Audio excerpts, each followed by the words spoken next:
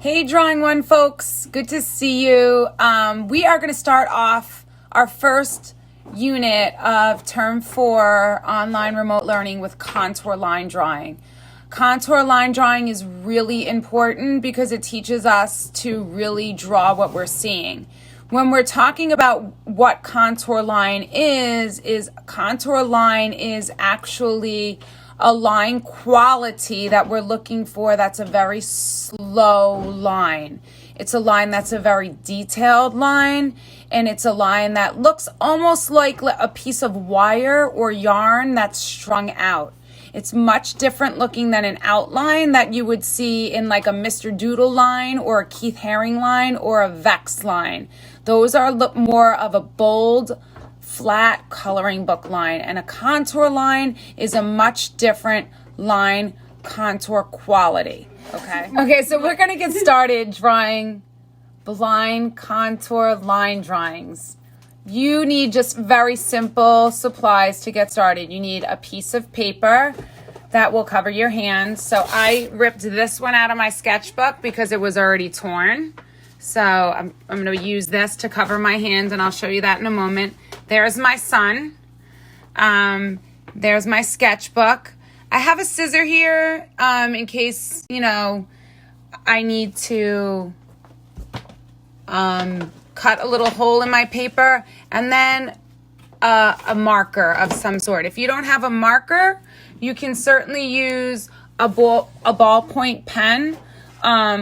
Probably not a pencil. I'd like to see you do this in a marker preferably, or some type of a little bit of a thicker pen of some sort. Okay, so we're going to get started here. Okay, so you want to have a good size picture in front of you of somebody, probably in your family. I walked around my house and I pulled this one off my wall, but I'm in my art studio, and I have this picture in here of me when I was in 8th grade and my brother, very 70s looking. I also have this picture of me and my dad, which I'm probably going to use for my next drawing.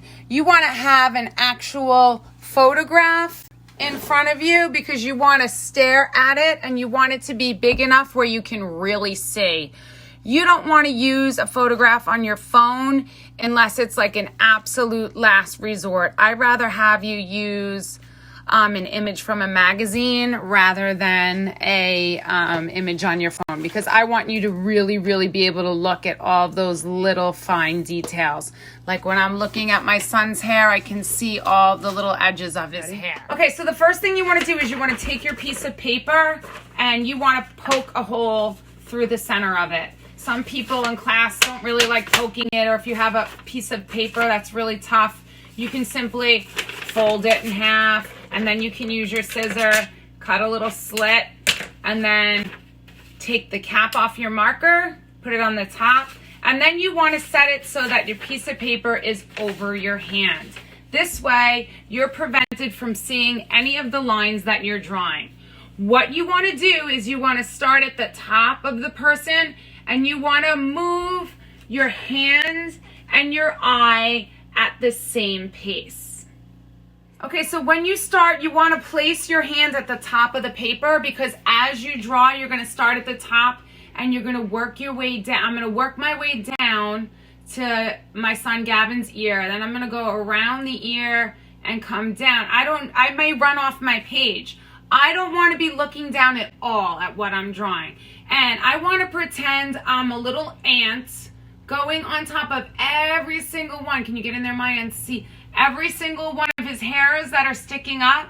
Now, if I was just drawing a bold line drawing, I would just make a quick line that went this way because the shape is very round. But because I'm using a blind contour quality, I want to indicate all of those little sticks of his hair that are standing up. Here we go. We're starting at the top. One thing that I have not mentioned that it's really important is contour line is a continuous line. Especially when we do blind contour, I do not want to pick my marker or pen, whatever you're using, up off the page. So here I go. I am starting here, and I want to go very slowly and draw all of those little pieces of Gavin's hair And as my eye sees all of those little hairs, I am going to draw them. It's not a quick line drawing at all. It's a really, really slow drawing. I have now reached this part of his ear, and I am going to look at the shape of his ear and come down. I'm at the edge. Now I'm going to decide if I'm going to go do his ear and then come back down. So I'm already in through his ear, and I'm going to come back down to his chin. Slowly up. I'm coming up here, and I'm going to get to this side. Haven't looked at my page at all. I have no idea what it looks like. Oh, his ear's a little pointy on that side. And now I'm in here. I'm looking at everything. I don't know where it's going to end, but I'm gonna come up here. And again, I'm gonna look at all of those hairs that are coming out, and I'm gonna go around to the top, and I'm gonna try and guesstimate where I started. And when I think I'm at the top, I am going to stop. Okay, so now I'm gonna look, and uh-oh, it didn't match up at all. And that's okay, because it's not supposed to. Remember in the beginning when I told you it was gonna look like a piece of wire? It looks like a piece of wire. Now you're gonna decide, I wanna put some features in on his eyes, or maybe just his nose. So I'm gonna start somewhere where I think his nose is. Maybe I'm gonna do his nose through here and then follow his smile lines and do his mouth. All right, so I'm gonna start here, and I'm gonna do his eye, do one continuous line, then come down and do his nose and come around this side, this way. All right, so I just want a little detail on the inside of his face. Again, I'm not looking, I'm just gonna kind of start and do another blind contour. Okay, so I'm gonna start on the outside of his eye. You can't tell in this picture, but Gavin actually has really, really nice blue eyes. And my daughter is filming for me. She's my assistant, technical assistant. So yep. She knows that this smile is very devious. Mm-hmm. And I am kind of coming around, and I'm going to go back down around his lip. And then I'm going to follow his smile line up. Again here. I'm nervous to see what this looks like. And then I'm going to take you to oh, Gav. Looks like an old man. Yeah, a little. This is the kind of contour line quality that I'm looking for. These drawings are really funny, and people who do this in class, we get a good laugh out of what these drawings look like. Really look at this type of line. Look at how much information this line gives. Look how slow it is. This line is a much different looking line than a bold flat coloring book line. If I was just drawing him, I would just be looking at it and drawing a. If you have lines that look like this in your drawing, this is not the quality of line I'm looking for. I'm looking for this, a very, very slow, detailed, distorted line. You are doing 5 of these. They should probably take somewhere between 3 and 5 minutes to do each one. You can do them right on top of each other. So right now, if I want to switch to, well, I just used that blue to show you. If I want to switch to a green marker, use my same paper, I can go right on top of this drawing if I want, or maybe I'm going to go to the next side. So let me show you what I got here. Here's Gavin, which you saw me draw. And then I went over to my other page and I drew this green image of me and my brother, which is right here. Let's see, there's us.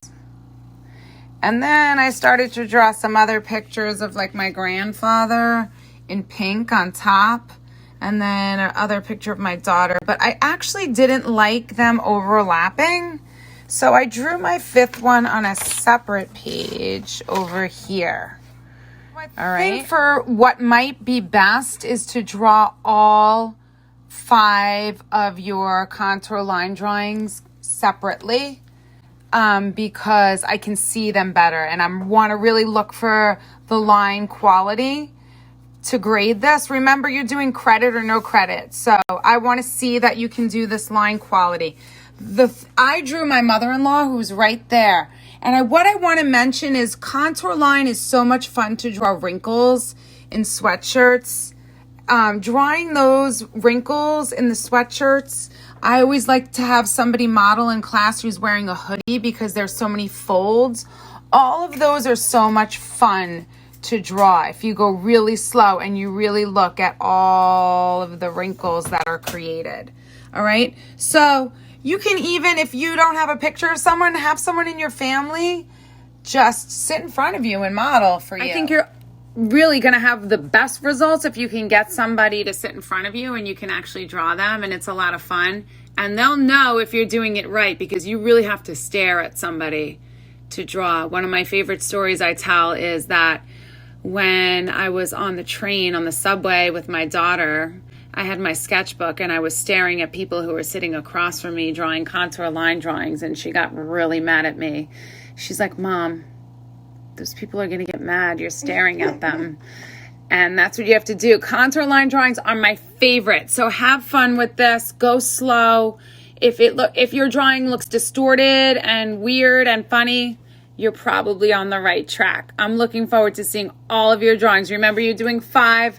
Do them on separate pages.